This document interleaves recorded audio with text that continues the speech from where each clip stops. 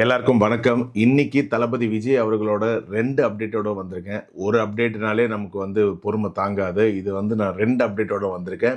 Fans எல்லாருக்குமே இது double treat அப்படின்னு சொல்லலாம் நம்ம.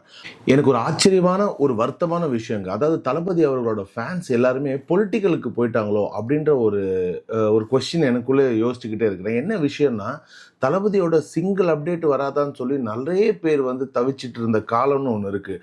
அது இந்த வாட்டி அதெல்லாம் பெருசாக இல்லையோன்ற மாதிரி எனக்கு தோணுது. என்னன்னா, ஏதாவது ஒரு அப்டேட் வராதான்னு ப்ரொடியூசரை போட்டு டைரக்டரை போட்டு அவ்வளோ டார்ச்சர் பண்ணுற ஃபேன்ஸ் இன்னைக்கு பெருசாக அதை எக்ஸ்பெக்ட் பண்ணுறது இல்லை. ஏன்னா அவங்களோட எல்லா ஃபோக்கஸும் பொலிட்டிக்கலில் போயிடுச்சு.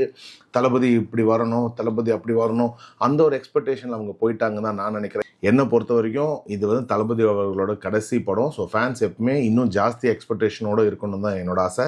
இன்னைக்கு என்ன பெரிய அப்டேட்டோட வந்திருக்குன்னு பார்த்தீங்கன்னா, இன்னைக்கு தளபதி ஃபேன்ஸ் எல்லாருக்குமே ஒரு பெரிய ட்ரீட்னே சொல்லலாம். என்னன்னா, அரசியல் சினிமா ரெண்டும் ஒன்றா சந்திக்கிற நாள் இன்னைக்கு. அதாவது இன்னைக்கு காலையில் ஈரோட்டில் நடக்க போகிற ஒரு பெரிய political campaign, at the same time evening ஜனநாயகம் படத்தோட செகண்ட் சிங்கிளும் ரிலீஸ் ஆக போகுது. உங்களை மாதிரி தான் நானும் இந்த செகண்ட் சிங்கிள் ட்ராக்கு வெயிட் பண்ணிட்டு இருக்கேன். தளபதி ஃபேன்ஸ் எல்லாருமே இன்னைக்கு அடிச்சு தூள் கிளப்புங்க. இன்னைக்கு நாள் நம்ம நாளுன்ற மாதிரி. ஸோ ஏன்னா அரசியல் சினிமா நான் சொன்ன மாதிரி ரெண்டும் இன்னைக்கு சந்திக்கிற நாள்னே நம்ம சொல்லலாம். ஸோ இந்த டே சூப்பராக நம்ம செலிப்ரேட் பண்ணி கொண்டாடுவோம். பாய்.